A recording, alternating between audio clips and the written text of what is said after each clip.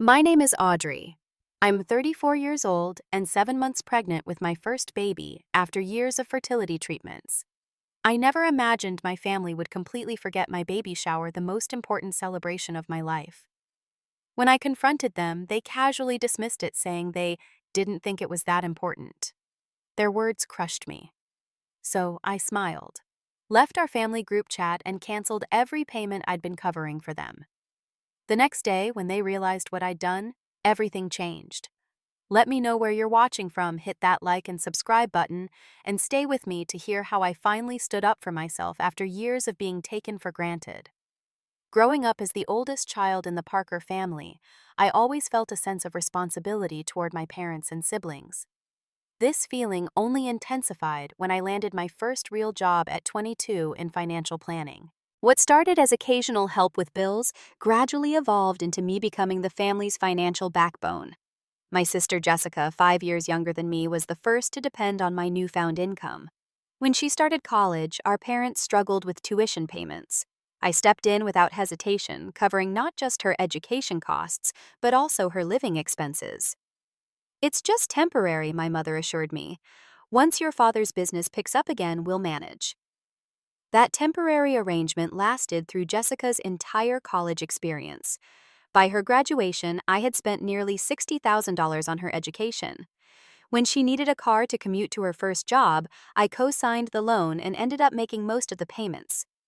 "I'll pay you back once I'm established," Jessica promised with a hug. That was 3 years ago, and I'm still waiting for the first repayment. My parents weren't any better with money. Every few months, my father would call with a strained voice that I recognized immediately as his "I need help" tone. "Audrey, honey, the credit card company is breathing down our necks again. Your mother went a little overboard with her social club expenses, and my business had a slow month. Could you help us out just this once?" Just this once happened at least 15 times over the years. I lost count of how much money I transferred to them, but it was well into the tens of thousands. Then there was my brother Kyle, the self-proclaimed entrepreneur who had never held a steady job. At 26, he had launched and abandoned at least 5 groundbreaking business ideas. Each one required startup capital, which invariably came from my savings account. This is the one, Audrey. This food delivery app will be different from all the others. I just need $10,000 for the initial development, and I'll triple your investment within 6 months. The app never made it past the planning stage. Neither did his organic soap business, personalized fitness program, cryptocurrency investment scheme, or artisanal coffee shop. Each failure was met not with accountability, but with a new, equally doomed venture that somehow required my financial backing. My youngest sister Ashley was perhaps the least demanding financially, but took advantage in other ways. After a nasty breakup 2 years ago, she asked to stay with me for a few weeks, while she got back on her feet. Those weeks stretched into nearly 2 years of her living rent-free in my spare bedroom eating food. I paid for using utilities I covered, all while working a full-time job and spending her money on clothes and weekend trips. Despite all this, I maintained my role as the family provider. I advanced in my career, eventually becoming a senior financial advisor at my firm. My salary grew substantially, and so did my family's expectations of my support. In the midst of my family's financial dependence, I met Michael. Unlike my family, he was financially responsible, thoughtful, and genuinely supportive. We connected at a conference, dated for 2 years, and married in a ceremony that I largely paid for, despite my parents' insistence that, as the bride's family, they should host, a tradition they conveniently remembered but couldn't afford. Michael noticed the imbalance in my relationship with my family long before I was willing to acknowledge it. "Babe, do you realize you've paid your brother's rent 3 times this year already?" he asked gently one evening as I wrote yet another check. "He's just going through a rough patch," I defended automatically. Michael sighed. "He's been going through a rough patch since I've known him. At some point, you have to ask if your help is actually helping." I brushed off his concerns, though a small part of me knew he was right. After we got married, we bought a modest home that stretched our budget but gave us space to grow. My family immediately treated our new home as a free hotel whenever they were in town, sometimes arriving unannounced and staying for days. Through all of this, Michael remained patient but increasingly concerned. The tension between my role as the family provider and my new life with him grew, especially when we decided to start a family of our own. Our journey to parenthood was far from easy. For 4 years, we tried to conceive naturally without success. The doctors diagnosed me with endometriosis and suggested fertility treatments. The emotional toll was immense, but the financial burden was equally heavy. Each round of treatments cost thousands of dollars not covered by insurance. During this difficult time, my family's support was noticeably absent. When I called my mother in tears after another failed treatment, she listened for a few minutes before changing the subject to Jessica's promotion or Kyle's latest business idea. "You're putting too much pressure on yourself," she said dismissively. "Maybe you should focus on your career instead. Not everyone needs to have children." These words from a woman with 4 children of her own cut deeply. My father was no better, awkwardly patting my shoulder at family gatherings and saying, "What will be," before escaping to watch sports on TV. My siblings showed even less empathy. Jessica avoided the topic entirely. Kyle suggested I invest in his newest scheme instead of wasting money on medical procedures. Ashley, who lived with me during much of this time, complained about my obsession with getting pregnant and how my hormone medications made me totally moody and difficult to live with. The miracle happened when we least expected it. After our 3rd failed IVF attempt, we took a break from treatments. I focused on stress reduction, started acupuncture, and changed my diet. Then one morning, I felt different. The pregnancy test showed 2 pink lines. I took 5 more tests before calling Michael at work, my voice breaking with emotion. The pregnancy was classified as high risk due to my medical history and age. Each doctor's appointment was nerve-wracking, but as we passed the first trimester, then the anatomy scan at 20 weeks showing a healthy baby girl, we finally allowed ourselves to fully embrace the joy. My family's reaction to the news was lukewarm at best. There were obligatory congratulations, but no real excitement. My mother's first question was whether we would still be able to host Thanksgiving given my condition. Kyle wondered if we would still invest in his latest venture now that we had baby expenses. Jessica complained that I wouldn't be available to help plan her 30th birthday party. Despite their reaction, I was determined to celebrate this miracle. A baby shower seemed the perfect way to gather loved ones and honor the little girl who would soon join our family. Little did I know this celebration would become the breaking point in my relationship with my family. Planning my baby shower became an obsession, a welcome one that distracted me from the discomfort of my 3rd trimester and my family's indifference.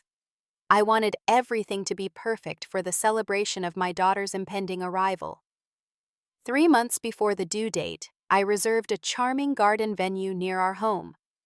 The space featured a glass-enclosed patio surrounded by flowering gardens, ideal for the spring-themed shower I envisioned. I paid the deposit from my own savings, never considering asking my family to contribute, despite their knowledge of our financial strain from the fertility treatments. "This is going to be beautiful," the venue manager commented as we toured the space. "Your family must be so excited." I nodded and smiled, not wanting to admit that none of my family members had even asked about the shower plans. Each weekend, I devoted hours to crafting decorations, delicate paper flowers in soft pinks and yellows, hand-painted welcome signs, and personalized favors for the guests. Michael would often find me surrounded by craft supplies in our living room, working late into the night. "You should rest more," he urged gently one evening, massaging my swollen feet. "The doctor said to take it easy." "I know," I sighed, "but I want everything to be special. This might be our only chance to celebrate a baby." I created elegant invitations with pressed flowers and sent them 6 weeks in advance.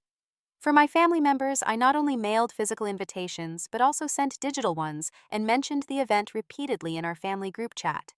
Baby shower details finalized Saturday, April 15th at Garden View. Can't wait to see everyone there. I wrote adding flower emojis to the message. The responses were tellingly sparse. My mother replied with a thumbs up emoji, but nothing more.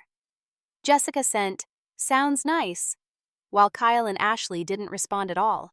My father, never active in the group chat, remained silent. Determined to maintain my excitement, I continued preparations. I spent evenings researching baby shower games that wouldn't be too cheesy, created a playlist of uplifting songs, and meticulously planned a menu that accommodated everyone's dietary preferences, including Jessica's sudden gluten intolerance and Kyle's new paleo diet. As the weeks passed, warning signs began to multiply. During our weekly Sunday phone call, I mentioned to my mother that I was struggling to finish the party favors due to increasing back pain. "Oh, that's nice, dear," she replied distractedly. "Did I tell you about my new volunteer position at the community center? They've made me event coordinator for the summer festival." When I tried to confirm if she and Dad would arrive early to help set up, she changed the subject entirely. "You know your father's back has been acting up again. I'm not sure how much help he'll be. By the way, did Kyle tell you about his job prospect? He might need to borrow your car for the interview." Jessica was equally evasive. Whenever I tried to involve her in the planning, she had excuses ready. "Can we talk about shower details this Thursday?" I asked during a brief call. "Thursday's not good for me," she replied quickly. "Work is crazy right now." "What about Friday evening?" "I think I have plans with friends. Not sure yet." "Well, when would work for you?" "Let me check my schedule and get back to you," she promised, but never did. Even Ashley, who had only moved out of our house 6 months earlier, showed little interest, despite living just 20 minutes away. "Do you want to come over and help me assemble the gift bags this weekend?" I texted her. "Sorry, busy with dating app matches," she replied, adding a winking emoji, as if her social life naturally took precedence over my major life event. 2 weeks before the shower, I made one last attempt to involve my family, sending a message to the group chat, finalizing shower details. "Mom, could you handle the guest book? Dad, we need help setting up tables. Jessica, would you mind coordinating the games, Kyle and Ashley? Can you help with decorations? Let me know ASAP so I can plan accordingly." The responses trickled in slowly.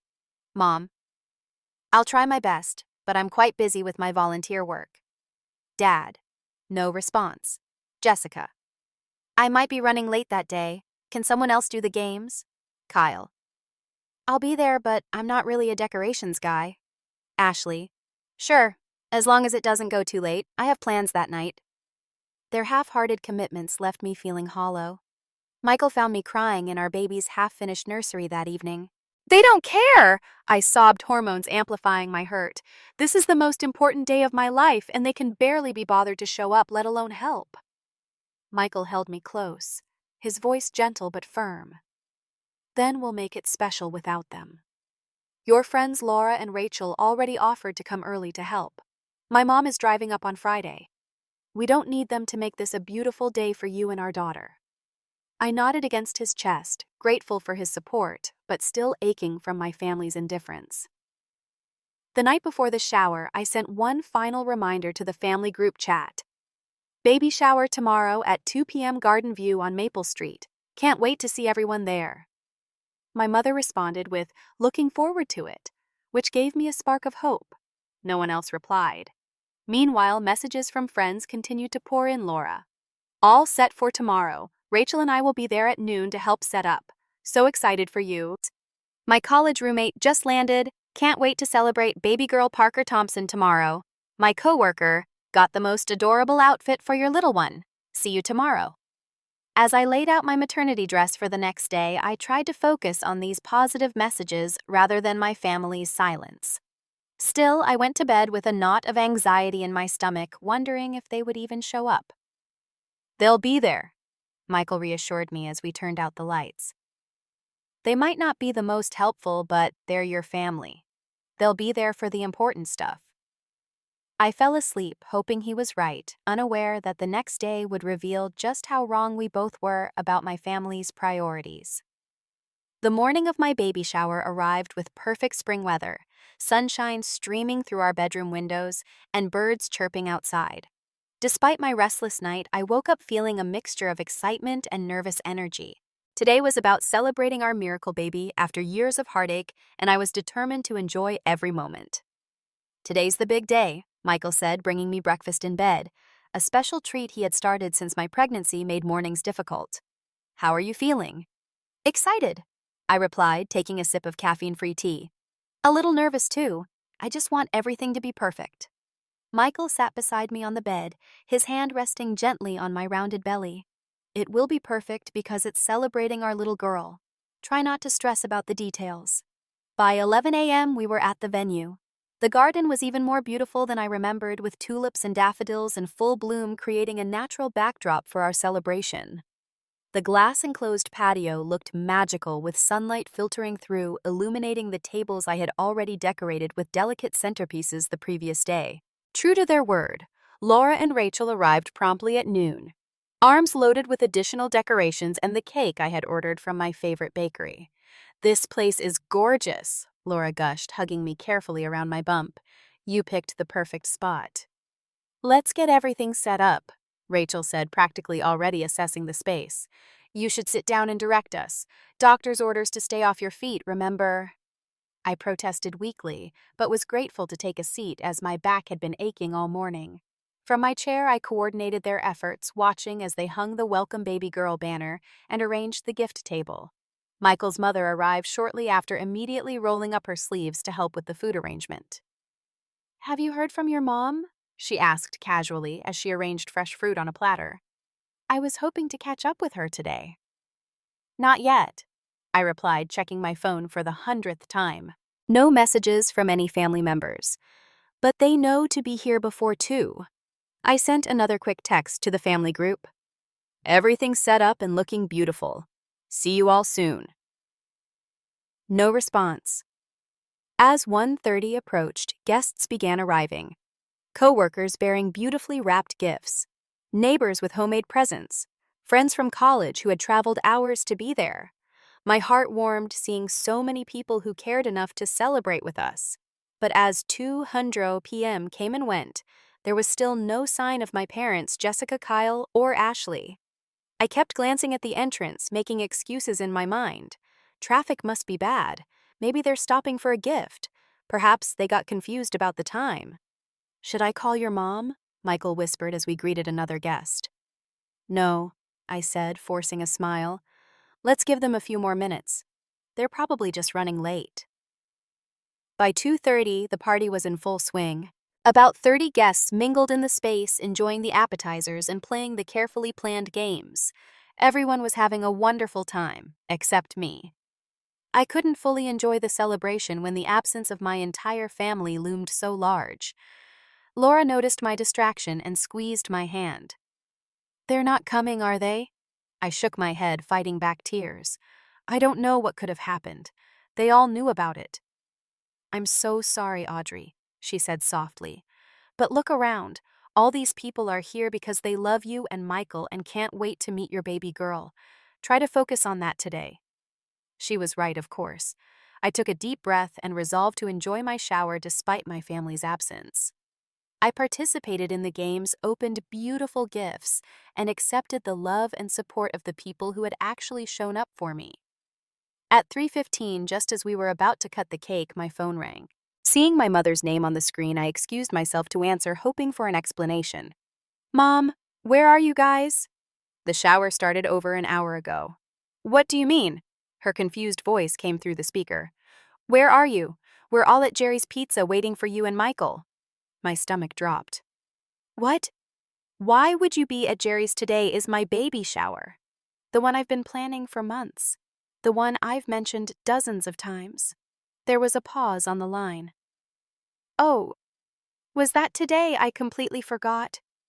The casual tone of her voice felt like a physical blow.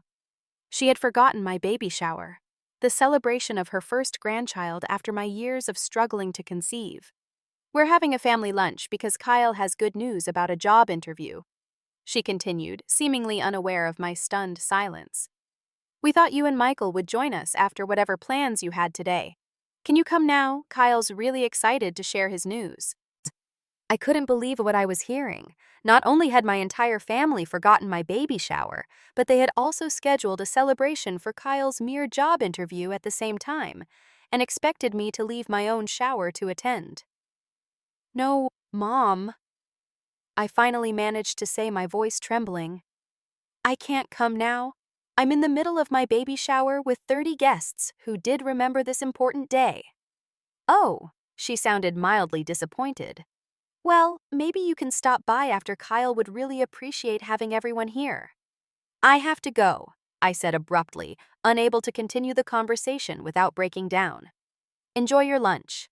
I ended the call and stood frozen, trying to process what had just happened. Michael appeared at my side, concern evident on his face. What's wrong? Was that your mom? I nodded, unable to speak as tears threatened. He guided me to a quiet corner away from the guests. They forgot. I whispered the words painful to say aloud. They're all at Jerry's Pizza celebrating Kyle's job interview. My mom acted like it was no big deal that they missed this. Michael's expression darkened with anger, but he kept his voice gentle for my sake. I'm so sorry, Audrey. I don't even have words. I need a minute, I said, slipping into the bathroom where I finally allowed myself a brief cry.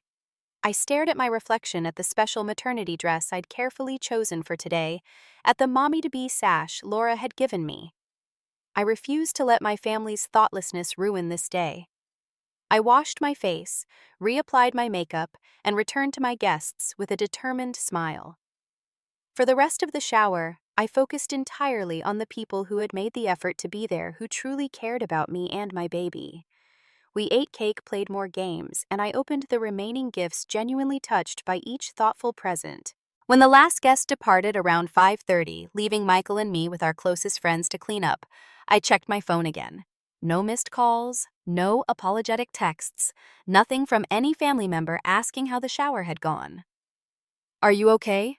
Michael asked as we loaded gifts into our car. No, I admitted honestly. But I will be. We need to have a serious conversation with my family tomorrow. This can't keep happening. What I didn't know then was that tomorrow's conversation would be the catalyst for the biggest change in my family dynamic, one that was long overdue. The day after my baby shower, I woke up with a heaviness in my chest that had nothing to do with my pregnancy. All night I had tossed and turned, replaying my mother's casual dismissal in my mind. Not a single family member had called or texted to apologize for missing the shower. The family group chat remained silent, except for a message from Kyle sharing photos from their lunch at Jerry's Pizza, tagging everyone but conspicuously leaving Michael and me out. We need to talk to them face to face, I told Michael over breakfast. I can't let this go unanswered. Michael nodded, his expression serious. I agree. This isn't just about the shower anymore. It's about how they treat you, how they've always treated you. We decided to drive to my parents' house that evening, giving me time to collect my thoughts and prepare for what would inevitably be a difficult conversation. I spent the day sorting through baby shower gifts, writing thank you notes to the friends who had supported us, and mentally rehearsing what I wanted to say to my family. By the time we pulled into my parents' driveway at 7 p.m., my determination had solidified. I was no longer just hurt. I was angry, and for once I wasn't going to hide it to keep the peace. We found the entire family in the living room exactly as I expected. My father was in his recliner watching a baseball game. My mother sat nearby with her knitting. Jessica was scrolling through her phone while Kyle and Ashley shared a pizza on the couch. They looked up as we entered, offering casual greetings as if nothing was wrong. Audrey, Michael, we didn't know you were coming over, my mother said, not bothering to turn down the volume on the TV. Would you like some leftover pizza? Kyle brought it home from yesterday. No, thank you, I replied, my voice steady despite my racing heart. We need to talk about what happened yesterday. My father glanced away from the TV briefly. What about yesterday? The fact that he had to ask made my blood boil. My baby shower, the one none of you showed up for. A moment of awkward silence followed before my mother let out a small, "Oh," as if just remembering. Right, your little party, she said, setting her knitting aside. I completely forgot with everything going on. You know how busy I've been with my volunteer work at the community center. I stared at her in disbelief. Mom, I've been planning this for months. I sent invitations, I mentioned it constantly in the family chat, I asked all of you to help. How could you possibly forget? My mother had the grace to look slightly embarrassed but not particularly remorseful. Oh, Audrey, you know how forgetful I can be. It just slipped my mind. Jessica finally looked up from her phone. Is Michael staying for dinner? We were thinking of asking him to look at our computer. It's been running slow lately. The blatant change of subject left me momentarily speechless. Michael tensed beside me but maintained his composure. No, he said firmly. We're here to talk about how you all missed Audrey's baby shower. Ashley stretched lazily on the couch. It's not like it's the first baby in the family. Cousin Megan had 2 baby showers last year, and they were honestly pretty boring. Yeah, Kyle chimed in, reaching for another slice of pizza. Those things are just excuses for presents anyway. Kind of materialistic when you think about it. Excuse me, I said, my voice rising. This is my first child after years of trying. Years of painful treatments and disappointments that none of you bothered to support me through. And when we finally have something to celebrate, you forget and go to lunch for Kyle's job interview instead. My father finally muted the TV, looking mildly annoyed at the interruption. Now, Audrey, don't get so worked up. It's not good for the baby. We didn't think it was that important. It's just a shower, not the actual birth. Those words, we didn't think it was that important, hit me like a physical blow. Just a shower, not important. After everything I'd been through, after all I'd done for them over the years, my joy wasn't important to them. Before I could respond, Kyle perked up. Speaking of my interview, I've got some great news. The position is perfect for me. Junior Marketing Associate at Social Burst. The pay isn't great to start, but the potential is huge. That's wonderful, honey. My mother beamed at him. Audrey, Kyle needs to get some new clothes for his second interview next week. I told him you might be able to help out with that. Jessica immediately joined in. And while we're talking about finances, I was hoping you could help with my car payment this month. The dealership called again, and they're threatening to report it to the credit bureau. I stood there stunned by the conversation's immediate pivot from their hurtful actions to requests for money. It was as if a veil had been lifted, allowing me to see the true nature of our relationship for the first time. Is that all I am to you? I asked quietly. A checkbook. Someone to bail you out whenever you need money. My mother looked offended. Audrey, what a terrible thing to say. We're family. Family helps each other. Help each other, I repeated. When was the last time any of you helped me? When I was going through fertility treatments, did any of you offer emotional support? Did you ask how I was feeling? Did you offer to help financially when our savings were drained from medical bills? The room fell uncomfortably silent. My father shifted in his recliner while my mother suddenly became very interested in her knitting again. That's different, Ashley finally said. You and Michael have good jobs. You don't need our help. It's not about needing help. Michael interjected, his voice calm but firm. It's about caring enough to offer. It's about showing up when it matters. Like yesterday, I added. You all showed up for Kyle's lunch because that mattered to you. But my baby shower, the celebration of your granddaughter, your niece, that wasn't important enough to even remember. My mother sighed dramatically. I've already apologized for forgetting. What more do you want from me, Audrey? You haven't apologized, Mom, I pointed out. Not one of you has actually said I'm sorry for missing one of the most important days of my life. Another uncomfortable silence filled the room. Finally, my father spoke up clearly, eager to end the conversation. Well, we're sorry we missed your party, Audrey. There is that better. Now, can we please change the subject?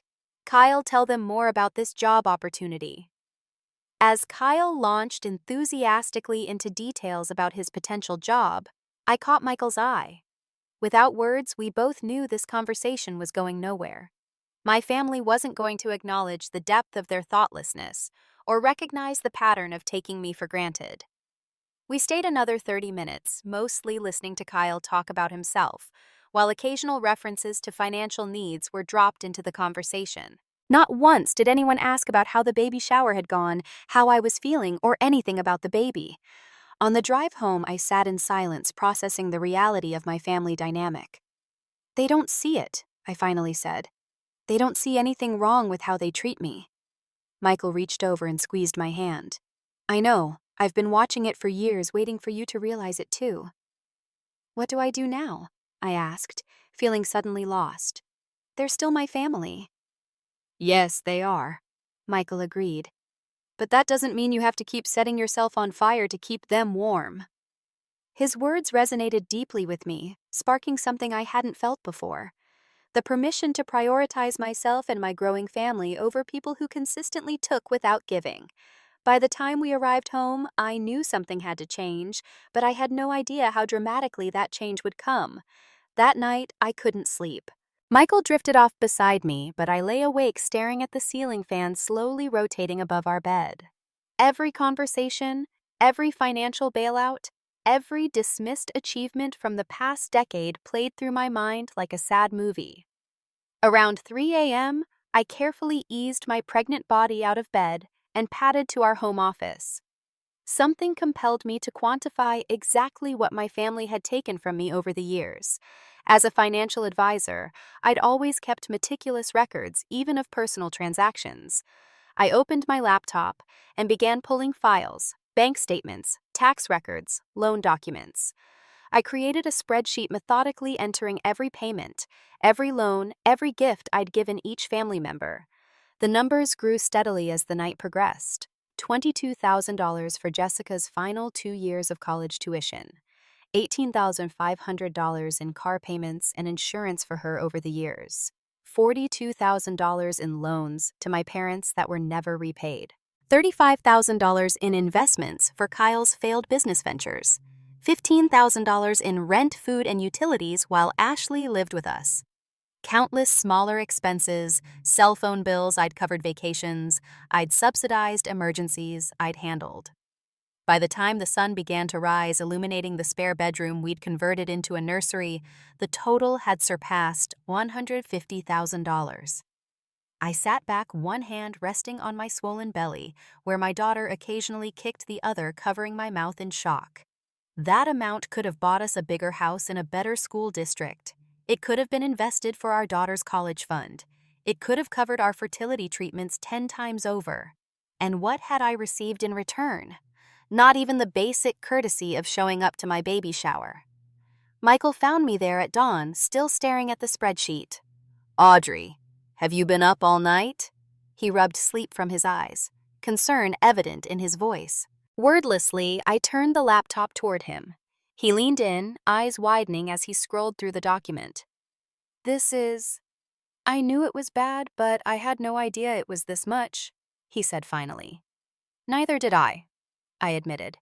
"I've been so focused on individual requests that I never added it all up." Michael pulled a chair beside me and took my hands in his. "What are you thinking?" "I'm thinking about our daughter," I said softly. "About what kind of relationship I want her to have with my family. About what I'm teaching her if I continue letting them treat me this way." "And what conclusions have you reached?" "That it stops now," I said, surprised by the certainty in my voice. "I can't change the past, but I can change the future. I won't let our daughter grow up watching her mother be exploited by the people who should love her most." Michael nodded, squeezing my hands. "I'm with you whatever you decide to do. But what exactly are you planning?" For the first time in hours, I smiled. "I'm setting boundaries, real firm boundaries with consequences, and I'm starting right now." After a quick shower and breakfast, I returned to the office with renewed purpose. First, I logged into my banking app and canceled every automatic payment I had set up for my family members. Jessica's car payment, my parents' credit card minimum payment, Kyle's rent, and Ashley's phone bill. Next, I called the travel agent who was handling our upcoming family vacation, a week at a beach house that I had already paid for in full as a gift to celebrate Kyle's graduation, which had happened 3 years earlier. "I need to cancel the rental for July 10th, 17th, I told the agent. "I understand, Ms. Parker. Unfortunately, the cancellation policy means you'll only receive a 60% refund at this point." "That's fine," I replied, feeling a strange sense of liberation despite losing money. "Please process the cancellation." Then I opened my email and drafted a brief factual message to my entire family. "I've been reflecting on our relationship and have made some changes. Effective immediately, I will no longer be providing financial support of any kind. This includes, but is not limited to, loan payments, rent subsidies, credit card payments, phone bills, and emergency funds. I've also canceled the summer beach house rental. I need to prioritize my immediate family, Michael and our daughter. I hope you understand and respect this decision. I read it over twice, added Audrey at the bottom, and hit send before I could second-guess myself. Finally, I picked up my phone and navigated to our family group chat. For a moment, I hesitated, reading the most recent messages, none of which acknowledged yesterday's confrontation. With a deep breath, I tapped Leave Group, then systematically blocked each family member's number, not permanently, but for 72 hours. I needed space to strengthen my resolve without their inevitable barrage of calls and messages. Michael watched this process from the doorway, coffee cup in hand. "How do you feel?" he asked when I finally set down my phone. I placed both hands on my belly, feeling a strong kick from my daughter, as if she were signaling her approval. "Terrified," I admitted, "but also free, like I can finally breathe." "They're going to be upset," he warned gently. "I know, but for the first time in my adult life, that's not going to be my problem to fix." We spent the rest of the day in peaceful productivity, assembling the crib we'd received at the shower, organizing baby clothes, and finalizing our birth plan. I deliberately kept my phone off, giving myself one day of peace before the storm I knew was coming.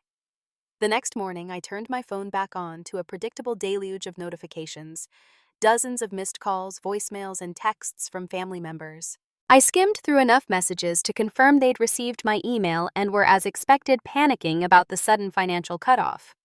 "Are you really going to keep their numbers blocked?" Michael asked as we ate breakfast. I shook my head. "No, I'll unblock them in a couple of days, but I needed this buffer to strengthen my resolve. Once I start hearing their voices, their excuses, it will be harder to stand firm." "You can do this," he assured me, reaching across the table to squeeze my hand. "And I'm here every step of the way." Little did I know just how quickly my family would escalate from digital outrage to physical confrontation. 3 days after I sent the email and left the family group chat, the doorbell rang insistently at 6:30 p.m. just as Michael and I were finishing dinner. Through our security camera, I could see my entire family standing on our porch: mother, father, Jessica, Kyle, and Ashley, all wearing expressions ranging from worry to outright anger. "I guess the grace period is over," I said to Michael, feeling surprisingly calm despite the ambush. "Do you want me to ask them to leave?" he offered, protective as always. I shook my head. "No, this confrontation was inevitable.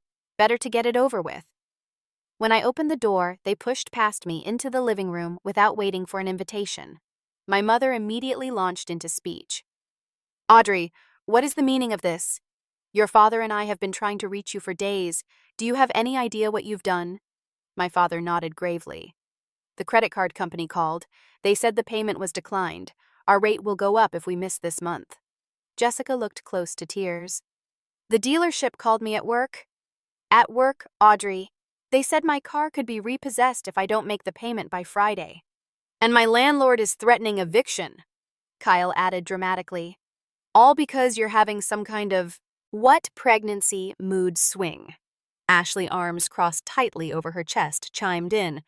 "My phone service got cut off yesterday. I had to buy a prepaid card just to make calls. This is so humiliating." They all stared at me expectantly, clearly waiting for me to apologize and fix everything as I always had. Instead, I lowered myself carefully into an armchair, one hand resting protectively on my belly. "Please sit down," I said calmly. They exchanged confused glances before reluctantly taking seats around our living room. "I meant what I said in my email," I began. "I'm no longer providing financial support to any of you." "But why?" my mother interrupted. "What brought this on so suddenly?" Suddenly, I couldn't help but laugh, though there was no humor in it. "Mom, there's nothing sudden about this. I've been supporting this family financially for over a decade. What's sudden is that I've finally recognized how one-sided our relationship has become." "Is this about missing your baby shower?" Jessica asked, rolling her eyes. "Because that seems like an extreme overreaction." "The baby shower was just the final straw," I explained. It showed me clearly where I stand in this family's priorities. None of you could be bothered to remember the most important celebration of my life, but you all expect me to drop everything when you need money. My father cleared his throat uncomfortably. Audrey, you're being melodramatic. Families help each other. That's what families do. Help each other, I repeated, emphasizing each word. When was the last time any of you helped me or Michael? When was the last time you even asked if we needed help? The question hung in the air unanswered. Michael, who had been quietly observing from the kitchen doorway, stepped forward. Let me share something with all of you. In my family, when my sister was going through a difficult pregnancy, my parents drove 3 hours every weekend to help her prepare the nursery. When my brother lost his job, everyone pitched in what they could afford to help with his mortgage for 2 months. That's what families help each other actually looks like. Reciprocity, mutual support. My mother's face flushed with anger. Well, I'm sorry we don't meet your family's standards, Michael. This isn't about standards, I interjected. It's about basic respect and consideration. Do you know what I discovered this week? I've given this family over $150,000 in the past decade. Their eyes widened at the figure. That money could have been our house down payment. It could have covered our fertility treatments. It could be our daughter's college fund. Instead, it went to bail all of you out of one financial crisis after another, crises that keep happening because none of you have had to develop financial responsibility. So this is about money, Kyle scoffed. You're keeping score now. No, Kyle. If it were about money, I would have stopped years ago. This is about value and respect. I value this family, but that feeling isn't reciprocated. I'm respected as a source of funds, but not as a person with needs and feelings of my own. Ashley leaned forward, her expression suddenly calculating. So what do you want from us? An apology. Fine, we're sorry we missed your shower. Their problem solved. An apology would have been nice 3 days ago, I acknowledged. But this goes deeper than one missed event. I want a relationship with my family that isn't based on financial dependency. I want to be valued for who I am, not what I can provide. Jessica scoffed. This is ridiculous. You've always been the responsible one, the successful one. Helping us is just, it's what you do. Not anymore, I said firmly. From now on, I'm focusing on my immediate family, Michael and our daughter. You're all adults with jobs and capabilities. It's time you managed your own finances. My father stood up abruptly. I think you're making a huge mistake, Audrey. Family sticks together. Your mother and I have always been there for you. Been there for me? I questioned, my voice rising despite my efforts to stay calm. Where were you during my fertility treatments? Where were you when I cried myself to sleep month after month? Where were you yesterday when I needed emotional support after confronting you? You've been physically present in my life, Dad, but emotionally absent when I needed you most. Michael stepped closer, placing a supportive hand on my shoulder. I think everyone needs time to process this change. It's getting late, and Audrey needs her rest. My mother stood, gathering her purse with shaking hands.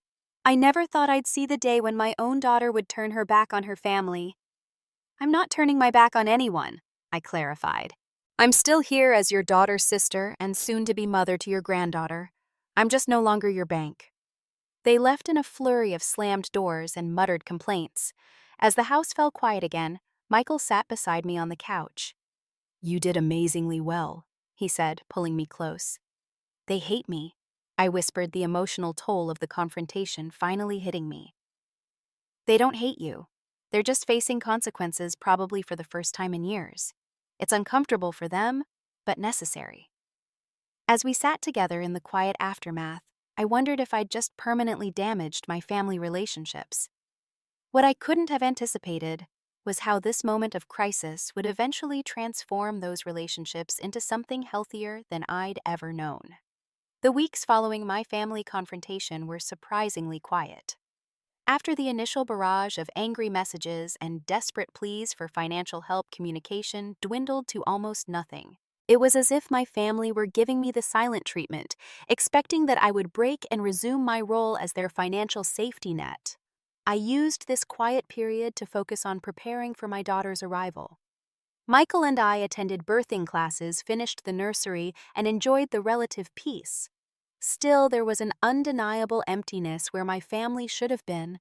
No excited calls from my mother asking about the baby, no offers from my sisters to help assemble furniture or organize baby clothes. "Do you regret it?" Michael asked one evening as we sat on the nursery floor, organizing tiny onesies by size. "Setting boundaries, no," I said after a moment's reflection. "But I do miss them. Or maybe I miss the idea of what a family should be." 3 weeks after our confrontation, my phone rang with my mother's number. I hesitated before answering, steeling myself for another guilt trip or financial request. "Hello?"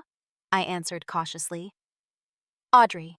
My mother's voice sounded different, softer, less entitled. "I was wondering if we could meet for coffee tomorrow. Just you and me."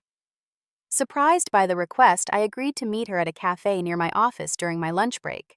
When I arrived the next day, I found her already waiting, looking unusually subdued in a simple blouse rather than her usual designer clothes. "Thank you for coming," she said as I eased my very pregnant body into the chair across from her. "Of course," I replied, unsure what to expect. She fidgeted with her coffee cup before speaking again. "I've been doing a lot of thinking these past weeks about what you said about how we've treated you." I waited, hardly daring to hope for genuine introspection. "At first, I was just angry," she continued. "I thought you were being selfish and cruel. But then the credit card bill came due, and your father and I had to really look at our spending for the first time in years." She paused, taking a sip of coffee. "We've had to make cuts. No more weekly dinners out. I've put my social club membership on hold. Your father is selling his golf club membership."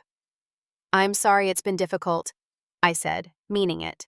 I never wanted to cause them hardship, just to end the unhealthy dynamic. "Don't be sorry," she said, surprising me. "It's been educational, humbling. We should have been managing our money better all along instead of relying on you to bail us out." She reached across the table and took my hand. "I owe you an apology, Audrey. A real one. We took you for granted. We treated your generosity as an entitlement, and we completely missed how important your baby shower was to you." I felt tears welling in my eyes, hormones amplifying my emotional response. "Thank you for saying that, Mom. It means a lot. I want to be a good grandmother to this little one," she said, nodding toward my belly. "And a better mother to you. I can't change the past, but I can try to do better going forward." We talked for nearly 2 hours, the longest honest conversation we'd had in years. She shared her fears about retirement now that they were facing financial reality. I offered advice without opening my checkbook, a new dynamic that felt healthier for us both. That conversation marked the beginning of a gradual shift in my family relationships. 2 days later, I received a handwritten note from Jessica. "I never properly thanked you for putting me through college. I took your help for granted and acted entitled to more. I'm sorry for missing your shower and for not being the sister you deserve. I've picked up weekend shifts at work to cover my car payments. It's hard, but it's my responsibility, not yours. I hope you'll give me a chance to be a better sister and aunt." Even Kyle showed signs of growth. He texted to let me know he'd found a job, not the high-profile marketing position he'd been holding out for, but a retail job that would cover his rent while he continued searching for career opportunities. "Not what I pictured myself doing at 26, he wrote, "but it feels good to pay my own bills for the first time. Sorry I've been a leech." Ashley was the last to come around. Nearly a month after our confrontation, she showed up at our door on a Sunday afternoon. "I got a roommate," she announced without preamble. "Two, actually. We're sharing a 3-bedroom apartment near campus. I'm paying my own phone bill now, too." "That's great, Ashley," I said, genuinely proud of her initiative. She shifted uncomfortably on our doorstep. "I also wanted to say I'm sorry about the baby shower, and for living here so long without contributing, and for being generally self-absorbed." I smiled, recognizing how difficult the apology was for my youngest sibling. "Would you like to come in? We could use help sorting through baby clothes." That afternoon marked the beginning of a new relationship with Ashley. For the first time, we related as equals two adult sisters, rather than benefactor and dependent. The most profound change came in how we gathered as a family. 2 months after our confrontation, my mother suggested a family dinner at their house. I arrived expecting the usual dynamic, but found something entirely different. Everyone had contributed to the meal. My father grilled Jessica, brought a salad, Kyle handled drinks, and Ashley made dessert. No one asked for money or complained about financial problems. Instead, conversations centered around my approaching due date, genuine questions about how I was feeling, and offers to help when the baby arrived. "We've started a new tradition," my mother explained as we ate. "Everyone contributes what they can, whether it's food preparation or cleanup. No one person carries the whole burden." I caught Michael's eye across the table, sharing a moment of quiet recognition at the symbolic significance of this new approach. The final piece fell into place when my father pulled me aside before we left. "Your mother and I have been taking a financial planning course at the community college," he said, looking slightly embarrassed but determined. "We should have done this decades ago instead of relying on you. I'm sorry we put that burden on you for so long." As my due date approached, I marveled at the transformation in my family. They weren't perfect. Old habits occasionally resurfaced, and there were awkward moments when financial topics arose. But for the first time in my adult life, I felt valued for who I was, not what I could provide. The true test came the day my water broke 3 weeks before my due date. Emma Catherine Thompson arrived at 3:47 a.m. on a Tuesday in July after 18 hours of labor. She was small but healthy, with a shock of dark hair and her father's deep blue eyes. As I held her for the first time, exhausted but elated, all the family drama of the past months faded into insignificance. Michael called our families from the hospital, his voice breaking with emotion as he shared the news. "Both Audrey and Emma are doing great. You can visit this afternoon if you'd like." I expected perhaps a brief visit from my parents later that day. What I didn't expect was to wake from a nap to find my entire family quietly filing into my hospital room, arms laden with gifts and genuine smiles on their faces. "We hope it's okay that we all came together," my mother whispered, her eyes fixed on the clear bassinet where Emma slept. "We wanted to welcome her properly." My father stood awkwardly at the foot of the bed, uncharacteristic tears in his eyes. "She's beautiful, Audrey." Jessica approached the bassinet with reverence. "She's so tiny. Can I hold her when she wakes up?" Kyle hung back, clearly uncomfortable with the hospital setting, but making an effort nonetheless. "I brought her something," he said, placing a small gift bag on the side table. Ashley, always the most emotionally expressive of my siblings, didn't bother hiding her tears.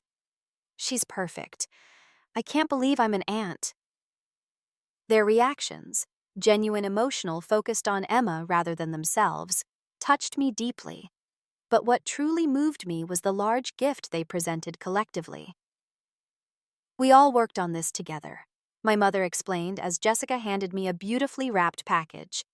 Inside was a handcrafted photo album. The first page held a card signed by all of them. "To Audrey, Michael, and Emma, we've missed too many important moments. We promise not to miss any more. This album is our apology for the past and our commitment to the future. Seti."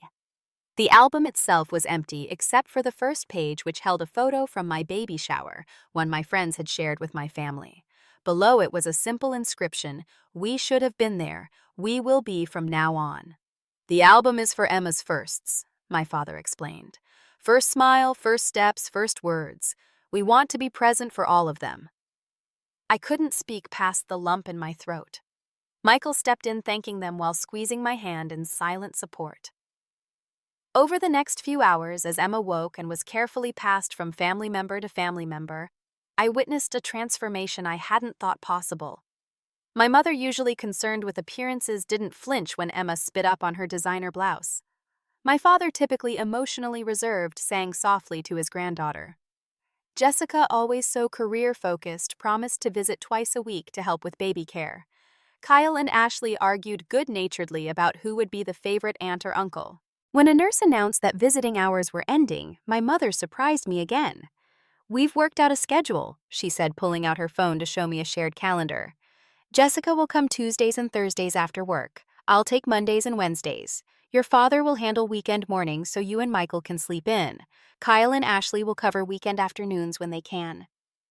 I stared at the meticulously planned schedule, unable to believe my family had organized this without being asked. "You don't have to do all this," I said, overwhelmed by the sudden shift from neglect to over-involvement. "We want to," my father said firmly. "You've supported this family for years. It's our turn to support you." As they filed out with promises to return the next day according to their schedule, Michael sat on the edge of my bed. "That was unexpected," he said gently, stroking Emma's cheek. "They're really trying." I agreed, still processing the change. "The question is, do you want this level of involvement? They seem to have gone from one extreme to another." I considered his question carefully. "I think I do. Not because I need them to validate me anymore, but because Emma deserves to know her family, the better versions of them that they're becoming." In the months that followed Emma's birth, my family kept their promises. Jessica became a fixture in our home, arriving punctually twice a week to care for Emma while I showered or napped. My mother, who had never shown interest in cooking, began bringing homemade meals and actually cleaning up afterward. My father, once emotionally distant, became a doting grandfather who delighted in the smallest changes in his granddaughter. Even more remarkable were the changes in their own lives. My parents downsized to a smaller house using the equity to pay off their debts. Jessica received a promotion at work, proudly telling me she was now making her car payments easily. Kyle maintained his retail job while taking night classes in web design, occasionally asking for advice, but never money. Ashley moved in with friends and started contributing to family gatherings instead of just showing up empty-handed. Our family dynamics shifted from financial dependence to emotional interdependence. We began holding monthly family meetings where everyone contributed ideas for gatherings, shared personal news, and, most importantly, expressed appreciation for each other. During one such meeting, when Emma was about 4 months old, my mother proposed a new tradition. "I think we should each share something we're grateful for about another family member," she suggested. "Something specific they've done recently that made a difference." It could have been awkward, but instead became a powerful moment of connection as we acknowledged each other's efforts and growth. The journey wasn't always smooth. Old patterns occasionally resurfaced. A hint of entitlement here, a flash of martyrdom there. But we now had the language and awareness to address these moments before they festered into resentment. As Emma's first birthday approached, I reflected on the profound changes the past year had brought. My boundary setting, though painful at the time, had ultimately given my family the opportunity to grow, to develop responsibility, and to build healthier relationships. One evening, as Michael and I watched Emma practicing her wobbly steps between us, he asked, "Do you ever regret cutting them off financially?" I shook my head, smiling as our daughter collapsed into my lap with a delighted giggle. "Not for a moment. It was the hardest thing I've ever done, but also the most necessary. For them and for us." "You saved your family by forcing them to save themselves," he observed, "and saved myself in the process," I added. I needed to learn that being valued doesn't come from what I provide, but from who I am. That lesson, that true love demands mutual respect, that healthy relationships require boundaries, that sometimes you have to disrupt a toxic pattern to create something better, is what I hope to teach Emma as she grows. Thanks to that painful but necessary confrontation, she'll grow up in a family that values connection over convenience, mutual support over one-sided sacrifice, and authentic relationships over financial dependency. Sometimes the most loving thing you can do for someone is to stop enabling behaviors that limit their growth. And sometimes you have to be willing to lose a relationship as you know it to gain the relationship you deserve. Have you ever had to set difficult boundaries with loved ones? I'd love to hear your stories in the comments below. If this resonated with you, please like, subscribe, and share to help others who might be struggling with similar family dynamics. Remember that prioritizing yourself isn't selfish. It's often the first step toward healthier relationships for everyone involved. Thank you for listening to my story, and I wish you the courage to create the boundaries you need in your own life.